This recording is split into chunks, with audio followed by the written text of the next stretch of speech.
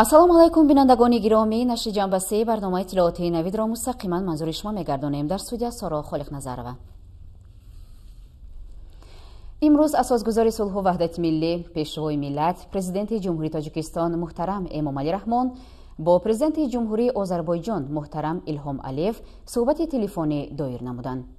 дар рафти суҳбат роҳбарони ду давлат ҷанбаҳои мубрами муносибатҳои дуҷонибаи Тоҷикистону Озарбойҷон бахусус робитаҳои тиҷоративу иқтисодии ҷонибҳоро муҳокима намуда, ҷараёни мусбати рушди онҳоро таи солҳои охир қайд карданд.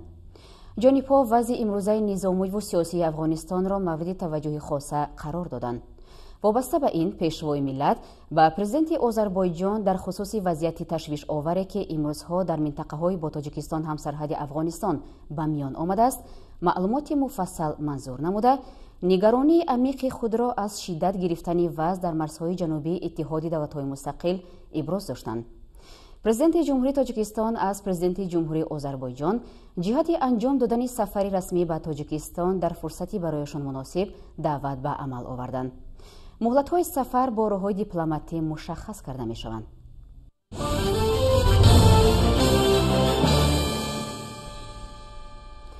имрӯз асосгузори сулҳу ваҳдати миллӣ, пешвои миллат, президенти ҷумҳурии Тоҷикистон муҳтарам Эмомалӣ Раҳмон кадрҳоеро ки дар мақомоти вазорати корҳои дохилӣ ба вазифаҳои масъул таъин гардиданд, барои суҳбат ба ҳузур пазируфтанд. мутобиқи моддаи 9 қонуни ҷумҳурии Тоҷикистон дар бораи милитсия, президенти ҷумҳурии Тоҷикистон муҳтарам Эмомалӣ Раҳмон дар сохтори марказии вазорати корҳои дохилӣ, шӯъбаҳои вазорати корҳои дохилӣ дар як қатор шаҳру навоҳии мамлакат ва роҳбарони намояндагиҳои вазорати мазкур дар назди баъзе аз созмонҳои байналмилалӣ ва минтақавӣ тағйироти кадрӣ намуданд. зимни мулоқот президенти ҷумҳурии Тоҷикистон муҳтарам Эмомалӣ Раҳмон ба кадрҳои ба вазифаҳои масъулиятнок таъин гардида дастур доданд ки дар чаҳорчӯбаи қонунҳои амалкунанда ва оинномаҳои хизматӣ фаъолият намуда, бар зидди ҳама гуна ҷиноят ва қонуншиканӣ мубориза баранд. бо назардошти авзои печидаву мураккаб ва пешгӯинашавандаи минтақа, таҳдиду хатарҳои фаромилӣ, қочоқи маводи мухаддир, ҷинояткории муташаккил дар таъмини амнiyatu суботи кишвар бо масъулияти баланд муносибат намоянд. дар замони ҷаҳонишавии донистани забони хориҷӣ ва истифодаи технологияи муосир, муваффақияти ҳар як роҳбар ба ҳисоб рафта, дар пешгирӣ ва мубориза алайҳи терроризм, экстремизм, қочоқи маводи мухаддир, силоҳ ва маблағгузории гурӯҳҳои ҷинояткории экстремистӣ нақши муассир дорад, таъкид намуданд пешвои миллат. дар ҳифзи тартиботи ҷамъиятӣ, пешгирӣ аз содиршавии ҳама гуна ҷиноят ва боло гузоштани манфиатҳои давлату миллат аз дигар манфиатҳо аз мавзӯъҳои асосии суҳбат буданд. ҳар кадоми шумо кадрҳои ҷавону ояндадор таҷрибаи корӣ доред ва ҳамчун мутахассисони касбӣ шинохта шудаед. бо мардум робитаи наздик дошта бошед, то дар ҷомеа соҳиби эҳтирому обурӯ гардед, таъкид намуданд сарвари давлат дар фарҷоми мулоқот.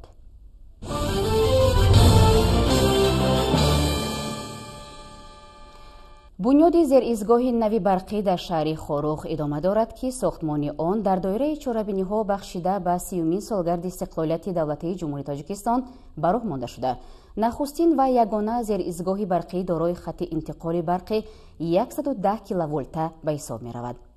роҳбарияти вилоят ва намояндагони гурӯҳи кории ҳукумати ҷумҳурии Тоҷикистон бо ҷараёни сохтмони ин иншоот шинос шуданд.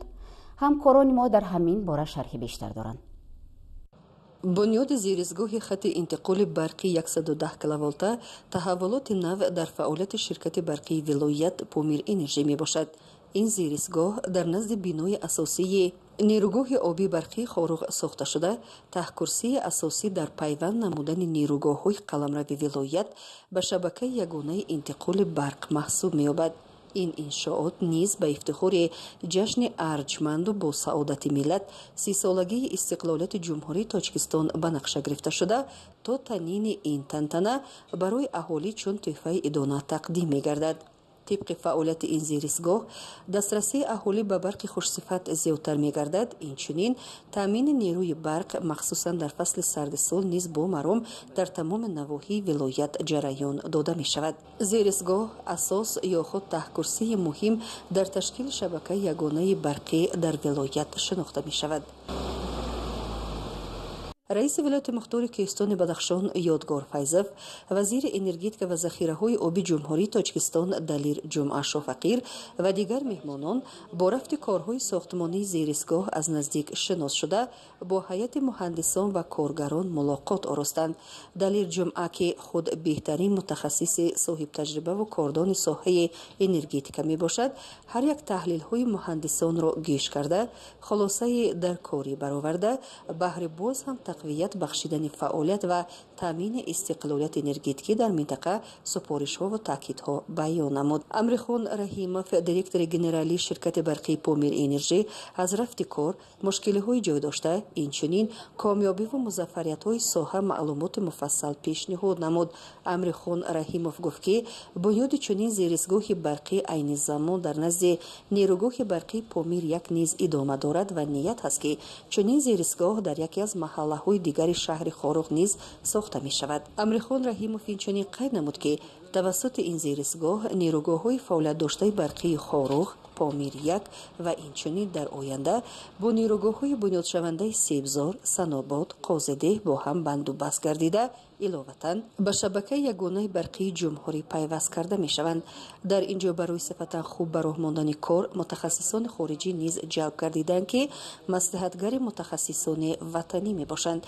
شافوزل شاهنزاروف، مهندس شرکت برقی پامیر انرژی، قید نمود که هنگام بنیاد نیروگاه برقی پامیر یک و نیروگاه خاروغ برای انتقال برق از این نیروگاه ها 3 سرخط جای داده شده است. از روی سرخط یکم و دوم که آغاز خط انتقال برق 6 کیلوولت و 35 کیلوولت می باشد، عین زمان نیروی برق انتقال داده می شود، ولی سرخط خط انتقال برق 110 کیلوولت مورد استفاده قرار داده نشده بود، زیرا برای مورد بهره برداری قرار دادن آن نه زیرستگاه وجود داشت و نه ستون پایه های در کاری موافق. شرکت برقی ولایت مختار کیستان بدخشان پیش از آغاز ساختمان این زیرستگاه نخست برای انتقال برق 110 کیلوولت ستون‌های آهنین عظیم را در مقیاس ناحیه‌های ولایت نصب نمودند که آماده استفاده می‌باشند و با به اتمام رسیدن این زیرستگاه طبق این ستون‌های موافق نیروگاه‌های ولایت با زیرستگاه و با همدیگر پیوست کرده می‌شوند. نامبرده گفت که هر قدری که کیلوولت خط انتقال برق زیادتر باشد، همین قدر تلفات نیروی برق کمتر می‌گردد. باید گفت که شرکت برقی ولایت امروزها همزمان بهر آن عزم دارد که برای زمستان پیش آمد در برابر ساختمان‌های نو اینچنین همه تجهیزات‌ها را تعمیر نماید.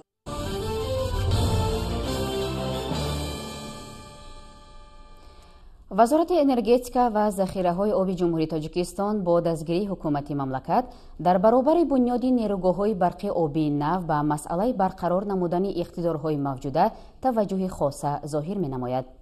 حالا تجدید نیروگاه‌های برقی آبی نورک، سربند و قیراقم ادامه داشته، بعد تجدید پوره توانایی عمومی این 3 نیروگاه نسبت به توانایی واقعی امروزه آنها به اندازه 374 مگاوات افزایش خواهد یافت. در این باره امروز ضمن نشست مطبوعاتی وزیر انرژیتیک و ذخیره‌های آبی جمهوری تاجیکستان دلیر جمعه به نمایندگان واسطه‌های اخبار عامه اطلاع داد. با تاکید مفصول وزارت فعالیتش را در سمت تحریزی، اداره‌کنی و تطبیق لایحه‌های سرمایه‌گذاری در ساحه‌های انرژیتیک و ذخیره‌های آب تقویت بخشیده است. از جمله 12 لایحه دولتی سرمایه‌گذاری ساحه الکتروانرژیتیک از قبیل مرحله یکمی تجدید نیروگاه برقی آبی نورک، تجدید نیروگاه سربند، تجدید نیروگاه قیراقم، لایحه منطقوی خط انتقال برق کاسه هزار در مرحله تطبیق قرار دارند. علاوه بر این تطبیق 7 لایحه دیگر در حدود ولایت مختار کوهستانی بدخشان از جمله لایحه‌های ساختمان نیروگاه برقی آبی سیبزار، الکتریفیکاسیای دهات با مبلغ عمومی 96.9 میلیون دلار آمریکایی ادامه دارد. همچنین راجع به دیگر سمت‌های فعالیت ساحه راهبریت وزارت به سؤال خبرنگاران پاسخ دادند. سال روان در جمهوری 15 کابینت ادوکاتی به قید گرفته شده است که 9 تای آن به شهر دوشنبه و 6 تایش به ولایت سوخت راست می آید. در این خصوص وزیر عدلیه جمهوری تاجیکستان مظفر اشوریان امروز ضمن نشست مطبوعاتی به رسانه‌های خبری اطلاع داد.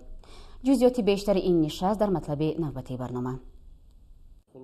وزارت عدلیه جمهوری تاجیکستان با برگزاری یک نشست خبری در دوشنبه از فعالیت 6 ماهش در سال 2021 نتیجه گیری نموده دایر به حل و فصل مسئله های حقوقی که سمت اساسی فعالیتش می باشد معلومات پیشنهاد کرد. اطلاع داده شد که به وزارت عدلیه جمهوری تاجیکستان در دوره حساباتی 27887 مواد وابسته به مسئله های حقوقی وارد گردیده از جانب ساختارهای وزارت به طور لازمه مورد بررسی قرار داده شدند. وابسته به سمت دیگری فعالیت این ساختار مظفر اشوریان وزیر عدلیه جمهوری تاجیکستان از افزایش یافتن به قیدگیری ثبت تولد، وفات، عقد نکاح، عوض نامناسب در مجموع 7 نمودی به رسمیت ضروری حجت ها معلومات داد. از طرف مقامات ثبت اسناد حالت شهروندی در دوره حساباتی 215613 سند به قید گرفته شد که نسبت به همین دوره سال گذشته 12807 تا زیاد می باشد.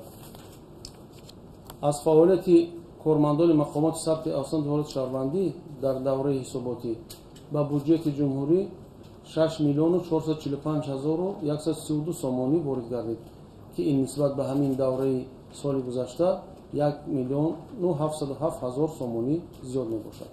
وابسته به سوال خبرنگاران اوید به بررسمیت ضروری بکارشوی عقد نکاح در جمهوری تاجیکستان، مسئولین از افزایش یافتن 909 حالت جداشوی عائله ها در این 6 ماه خبر دادند. به معلومات سرداری ریاست اسناد حالت شهروندی وزارت عدلیه جمهوری تاجیکستان سعادت بیبی سیراج زاده، بکارشوی عقد نکاح وابسته به سبب و عامل‌های موجوده از جمله جغرافیای اهالی در چندی از شهر و ناحیه‌های ولایت‌های سوخت و ختلان بیشتر به قید گرفته شده است. بکار کردن عقد نکاح در جمهوری 6476 تا را تشکیل کند.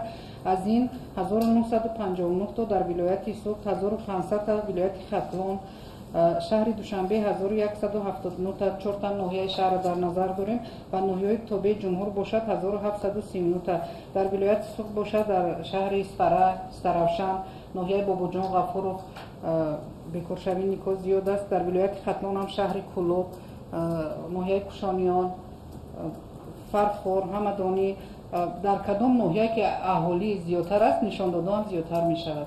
در ادامه نشست خبری از جانب رهبریت و مسئولان ساختارهای وزارت عدلیه جمهوری تاجیکستان دایر به تمام پهلوهای فعالیت این ساختار دولتی معلومات پیشنهاد کرده شد. گذشته از این در دایره این نشست روزنامه‌نگاران امکان پیدا کردند که به سوالهای خود راجع به سمت‌های مهم فعالیت وزارت پاسخ بگیرند.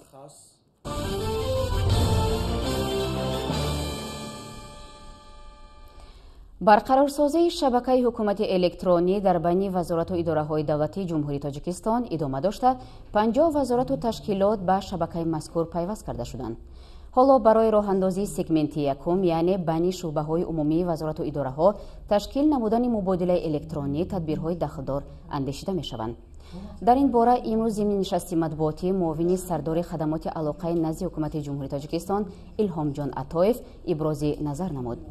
مفصوف ذکر داشت که حجم خدمت رسانی علاقه برقی به اهالی 1,122,510,000 سامانی را تشکیل نمود که نسبت به 6 ماه اول سال 2020 115.1% زیاد شده است. در نشست ذکر شد که شماره عمومی مشتریان علاقه برقی ثابت 356,383 نفر را تشکیل داده، از آنها 79,829 عدد آن فعال می باشد.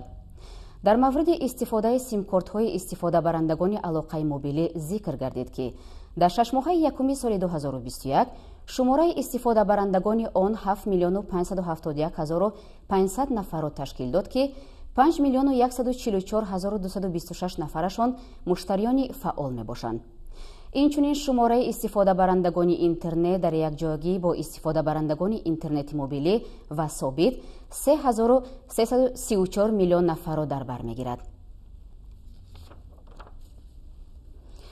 دانشگاه ملی تاجیکستان در ریتینگ مؤسسه‌های تحصیلات عالی کسبی جمهوری تاجیکستان که از جانب اگنتی دولتی نظارت در ساحه معارف و علمی نزد پرزیدنت جمهوری تاجیکستان از روی 36 نشان دهنده تعلیمی و علمی راه اندازی کرده شده بود، در میان 31 مؤسسه تحصیلات عالی کسبی سزاوار جای یکم گشته است. این نکته در نشست خبری رهبریت دانشگاه ملی تاجیکستان که امروز با جمع روزنامه‌نگاران برگزار گردید تاکید شد. رهبریت دانشگاه در برابر این دستاورد ارزنده همچنین از موفقیت و دستاوردهای هیئت استادان، کارمندان و دانشجویان این مؤسسه عالی کسبی در ساحه علم در 6 ماه سال روان معلومات پیشنهاد کردند.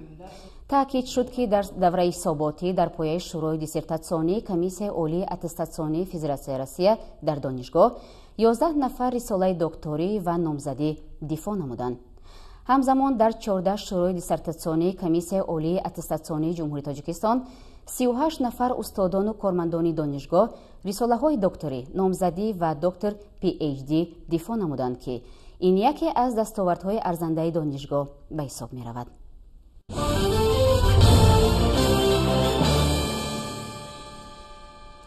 از میان 25 شهر و نواحی ولایت ختلان در سمت چارواداری فعالیت خواجگی زادپروری سعادت ناحیه خراسان جای مخصوص را اشغال می کند. طول چند سال آخر است که بیش از 100 نفر در این فرما با جای کار مناسب تامین گردیدند که بیشتر آنها را زنان و جوانان تشکیل می دهند. تنها از این خواجگی نامدار هر ماه تا 200 تن شیر بلندصفت استحصال گشته، قسماً تا حد نهایی کارکرد می گردد و قسمتی باقی مانده آن به شهر دوشنبه صادرات کرده می شود. شرح بیشتر موضوع در تهیه همکاران ما از ناحیه خراسان.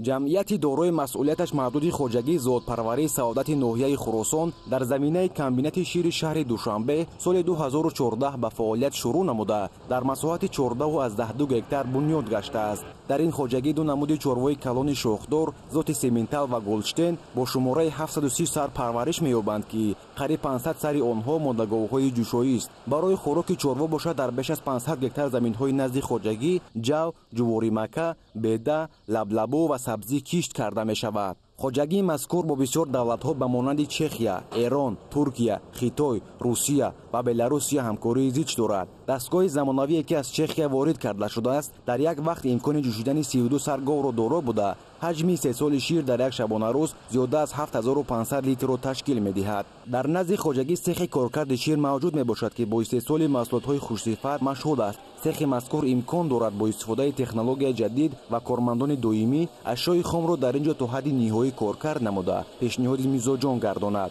فعالیت خوب شبانه روزی کارگاه امکان می‌دهد که هم به بودجه خواجگی درآمد و هم ده‌ها نفر ساکنان محلی به جای کار همیشگی تامین گردند. اقتدار استحصال کارخانه ما تا 4 تن را تشکیل می‌کند که وابسته به طلبات میزاجان استحصالات را ما برای مانده ایستاده‌ایم. زیاده از 10 نامگوی محصولات داریم ما که پیشکش میزاجان کرده ایستاده است. محصولات شیری خواجگی زادپروری سعادت بیشتر در منطقه ختلان به فروش گذاشته می شود. ما محصولات خام از همین داخل کارخانه میگیریم، آماده در اینجا پاستوریزه میکنیم.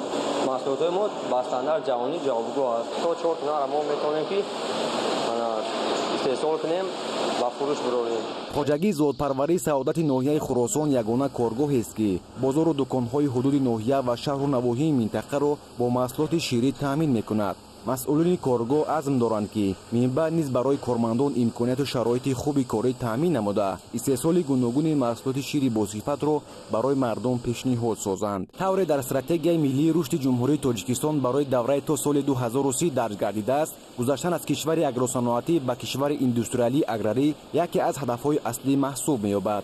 جمعیت دارای مسئولیتش محدود خواجگی زادپروری سعادت منبع نیز در دایره تطبیق نشاندادهای این هدف استراتژی فعالیت نموده برای صنعت کنونی با سرعت مملکت مساعدت می‌کند. گزارش خورشید عبدالعلیم زینالدین حاجیف برای برنامه اطلاعاتی نوید از ناحیه خراسان.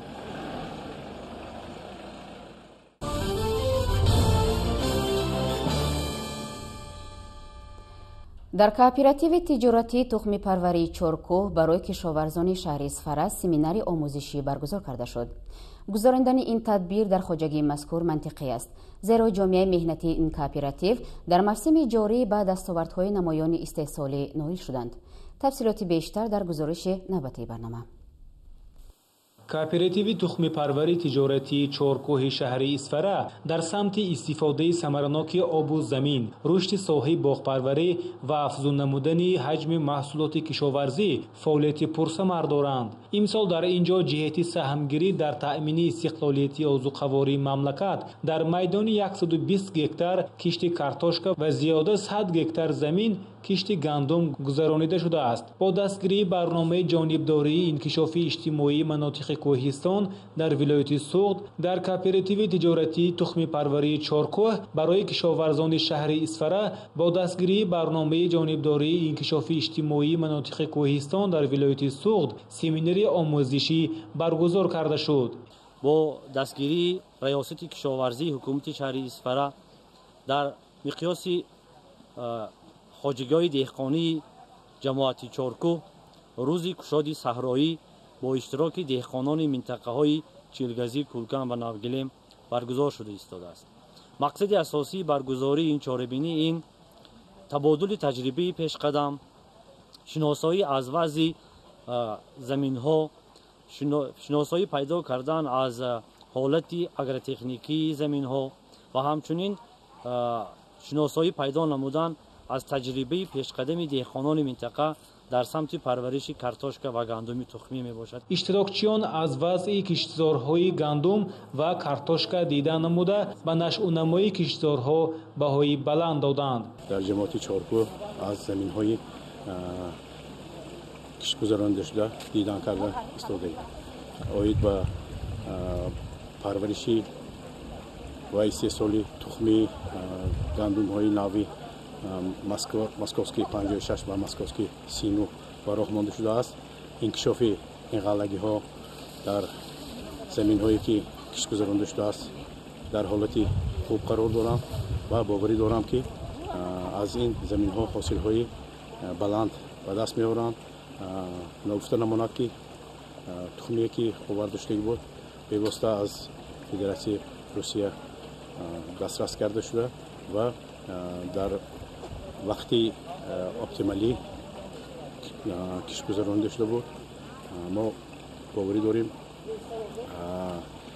дар оянда ин тухмиҳо ки тухмиҳои элит оварда шуда буданд дар оянда барои паҳн кардан ва барои бо тухмиҳои серҳосили хушсифат таъмин намудани кишоварзони минтақаи Исфара ва дигар ҷо албатта саҳми босазо мегузорад. аз он сабаб ки ҷумҳурии мо ба тухмиҳои навъи серҳосил эҳтиёҷ дорад ва кормандони кооперативи тиҷоратии тухмипарварии Чоркӯҳ мехоҳанд ки дар оянда аз картошка ва гандум ҳосили баланд гирифта ба дигар хоҷагиҳои ҷумҳурӣ паҳн намоянд.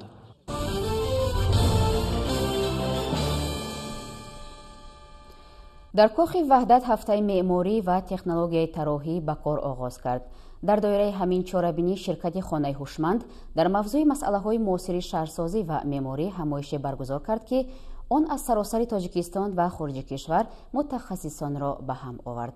гузориш дар ин бора. дар ҳоли авҷгирии корҳои сохтмонӣ ва бунёди садҳо иншооти таъйиноташ гуногун дар гӯшаву канори ҷумҳурӣ масъалаи иҷрои меъёрҳои шаҳрсозӣ ва роҳандозии усулҳои муосири меъморӣ аз масъалаҳои калидие дониста мешавад ки аз нигоҳи ҳолдонҳо ниёз ба таваҷҷӯҳи бештар дорад. барои бунёди даҳҳо шаҳраку гулгаштҳо ва хиёбону ҷодаҳо ҳамарӯза лоиҳаҳои ҷадиду замонавӣ рӯи кор меоянд ки зарфиятҳои гуногун доранд, аммо ба гуфти коршиносон талаботу меъёрҳое мавҷуданд ки бояд ҳамагии онҳо риоя гарданд. бо назардошти ин ва дигар масъалаҳои мавҷуда ширкати умнидум яъне хонаи ҳушманд дар доираи ҳафтаи меъморӣ ва технологияи тарроҳӣ дар мавзӯи масъалаҳои муосири шаҳрсозӣ ва меъморӣ тадбиреро баргузор кард ки он аз саросари Тоҷикистон ва хориҷи кишвар мутахассисонро сари мизи музокирот овард ва коршиносон фикру андешаҳои худро дар бораи лоиҳаҳои нави шаҳрсозӣ бо таҷҳизотҳои муосиру аёниятҳои гуногун баён доштанд. ширкати мо қариб 2 сол фаъолият мекунад ва дар муддати зиёда аз 50 хонаҳоро ба системаи умдум насб кардааст ва ба наздикӣ мо бо ширкати Маскан Тавр ҳамкорӣ кардем, имзо бастем ки зиёда 260 хонаашро таҷҳизоти умдум мечаспонем. дар тадбири мазкур 30 ширкат ва 50 шарикони ҳамкор иштирок намуда роҳҳои амалисозии лоиҳаҳои ҷадиду муосирро дар тарҳҳои корҳои сохтмонӣ ва дизайни нав матраҳ намуданд. аз нигоҳи иштирокчиёни ҳамоиш нигаҳдории сифати корҳои сохтмонӣ аз масъалаҳои асосиест ки ҳамавақт зери назорати қатъӣ қарор дорад, аммо дар ин баробар рушди техникаву технологияи муосир ва усулҳои нави фаъолият меъёрҳои комилан навро барои анҷоми корҳои сохтмонӣ рӯй кор овард ки иҷрои онҳо ҳатмӣ гардидааст. ҳамсо ба сарфаҷӯию самаранокии энергия ва масъалаи гармидиҳии биноҳо коршиносон ҷиҳати бароҳмонии самаранокии фаъолият дар ин сан маъруза пешниҳод доштанд. таъкид гардид ки дар баробари ҳамаи ин масъалаҳо бояд дар самти баланд бардоштани сифати корҳои лоиҳакашию сохтмонӣ таваҷҷӯҳи хос зоҳир карда шавад. зимни ин тадбир ҳамчунин дигар масъалаҳои ҷории соҳавӣ дар чанд гурӯҳ аз ҷониби коршиносон мавриди баррасӣ қарор дода шуд. дар анҷоми чорабинӣ аз ҷониби оркестри симфонии назди дастгоҳи иҷроии президенти ҷумҳурии Тоҷикистон як навозиши дилнишин пешниҳоди аҳли толор карда шуд.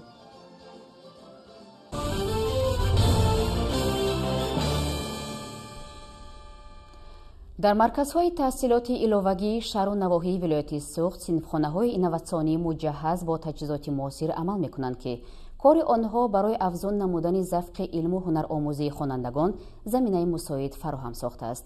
гузориш дар ин бора. дар 7 марказҳои таҳсилоти иловагии шаҳру навоҳии вилояти суғд бо дастгирии ташкилоти умумии ҷаҳонии юнисеф ва ташкилоти ҷамъияти азид синфхонаҳои инноватсионии муҷаҳҳаз бо таҷҳизоти муосир ташкил ва мавриди баҳрабардорӣ қарор дода шудааст. дар доираи лоиҳаи мазкур ҷавонону наврасон дар давоми таҳсил тарзи барномасозиро омӯхта ин хаттукунандагони аввалини лоиҳа соҳиби сертификат гаштанд. мақсад аз баргузории ин лоиҳа ҳамкорӣ ва баргузории ин машғулиятҳо дар он аст ки мо мехоҳем ҷавонон ки ояндаи миллат ҳастанд, мо мехоҳем ки он лоиҳаҳоеро пешниҳод намоянд ки яъне вобаста ба муҳити зист дар ҳамон минтақаи онҳо чӣ камбудӣ чӣ норасогиҳое ки ҳаст, мо мехоҳем ки роҳи ҳалли онро ёбем ва тоҷикистони азизамонро дар арсаи ҷаҳонӣ машҳур гардонем. оянда инҳо метавонанд ҳамон он лоиҳаҳое ки пешниҳод намуданд дар маҳалли зисти худ ҳамон минтақаи худ рафта ин чизро дар амал татбиқ намоянд ва мушкилоти ҷамъият умуман мушкилоти ҷомеаи инсониро ҳал намоянд. барномаҳои тартибдодии хонандагон дар асоси пурсишҳои гузарондашуда тартиб ва барои ҳалли мисолу масъалаҳои дарсӣ ба муҳассисини мактабҳо кӯмак мекунад. хонандагон метавонанд барномаҳои мазкурро аз шабакаи интернет тавассути плей маркет боргирӣ кунанд. тавре ки иттилоъ гирифтем, барои тартиб додани барнома ташкилоти болозикр маблағгузорӣ намуда айни замон лоиҳаи чанде аз хаттукунандагони лоиҳаи мазкур барои дастгирӣ шарафёб гаштанд. дар маркази таҳсилоти иловагии вилоят барои ташкил ва баргузории 28 маҳфил шароити мусоид фароҳам оварда шуда бо оғози таътили тобистона сафи хонандагони ҳунаромӯз зиёд гаштааст. ҳар рӯз дар машғулиятҳо даҳҳо нафар кӯдакону наврасон фаъолона ширкат варзида барои аз бар намудани нозикиҳои ин ё он ҳунар талош меварзанд. дар маҳфили рӯзгордорӣ бофандагӣ сӯзанидӯзӣ дастӣ ва компютери забонҳои хитобию англисӣ русӣ талабот бештар дар ин маҳфилҳо мо ба ҷуз 24 нафар хонанда қабул кардем дар кор ҳозир бошад 80 нафар 60 нафар хонанда қабул кардем дар вақти таътил боз бозиҳои шавқовар зиёд карда шудааст мизи мудаввар дар сайёҳатҳо буд истодем бисёр маҳфилҳо маъқул ба маҳфилчиён боз дар маркази таҳсилоти иловагӣ мо озмунҳои дар сатҳи ҷумҳуривию байналмилалию вилоятӣ гузаронда истодем ки имсол хушбахтона мо ҳамин сол бошад аллакай 6 озмун гузарондем ҳамаи он дасти вилояти суғд сазовари ҷойҳои якум. новобаста аз дастовардҳои ноил гардида масъулини маркази таҳсилоти иловагии вилоят ҷиҳати ҳарчи бештар ба касбомӯзӣ ҷалб намудани ҷавонону наврасон ва дарёфти истеъдодҳои нав беш аз пеш кӯшиш ба харҷ дода дар тарбияи насли наврас саҳми арзандии хешро мегузоранд.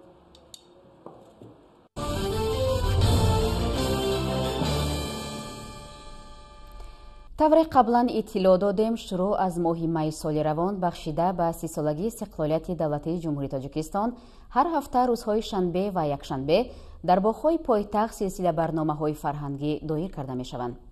ин ҳафта низ бо ташаббуси вазорати фарҳанг дар боғҳои фарҳангии фароғатии шаҳри душанбе баромади мутрибону ҳунармандони муассисаҳо ва бахшҳои фарҳанги шаҳру ноҳияҳои ҷумҳурӣ доир шуд ки барои сокинону меҳмонони пойтахт ҷолибу хотирмон гардид. аз ҷумла дар боғи ба номи Устод Рӯдакӣ фарҳангиёни ноҳияи Тимур Малик барномаи тамошобобро пешниҳод намуданд. дар асоси нақшачорабиниҳо санъаткорони ноҳияи темурмалики вилояти хатлон дар боғи устод рӯдакии шаҳри душанбе барномаи рангини ҳунарияшонро пешниҳоди сокинону меҳмонони пойтахт гардониданд. консерти таҳия намудаи ҳунармандони бахши фарҳангии ин ноҳия аз суруду таронаҳои дилнишин иборат буд ки ҳамагии тоҷикистони соҳиби истиқлол, ваҳдату ягонагӣ, фазои ободу ороми кишвар, ҳавои софу беғубори ватан ва арзишҳои миллиро васф мекарданд. сокинони ноҳия ва ҳунармандони ноҳияи темурмалик бо сурудҳои тоза эҷод аз ҷумла ҷавонони соҳиби истеъдод ба маркази кишвари аз замон душанбеи бостонӣ омаданд ва як дастовези хубе имрӯз пешкаши сокинони душанбеи маркази кишвари аз замон мегардонанд. дар барномаи консерти асосан ҳунармандони ансамбли тарона ва рақси бунавшаи назди бахши фарҳанги ноҳияи темурмалик баромад намуданд. лозим ба зикр аст ки ин ансамбл яке аз гурӯҳҳои намунавӣ дар ноҳияи темурмалик ба шумор рафта дар чорабиниҳои фарҳангии ноҳиявӣ фаъолона иштирок мекунад. соли 2008 дар фестивал озмуни ҷумҳуриявии телевизионии эҷодиёти халқ андалеб ансамбли мазкур шоҳиҷоизаро соҳиб шуда буд. мо тасмим гирифтем ки имрӯз дар шаҳри душанбе барномаи ҳунарӣ ҳунармандони ансамбли тарона ва рақси бунавшаи ноҳияи темурмаликро дар шаҳри душанбе пешкаши тамошобинон гардонем. барномаи ҳунарӣ дар васфи ватан, модар ва тоҷикистон мебошад.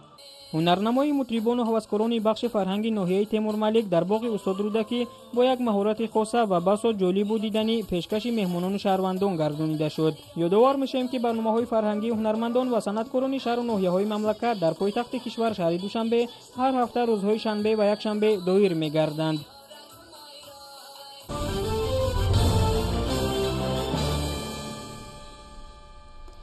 аз сабаби ҳарорати баланди ҳаво дар аксар кишварҳои олам сӯхтори ҷангалзор идома дорад. аз ҷумла бешазори штати Калифорнияи Амрико то ҳол дар иҳотаи сӯхтор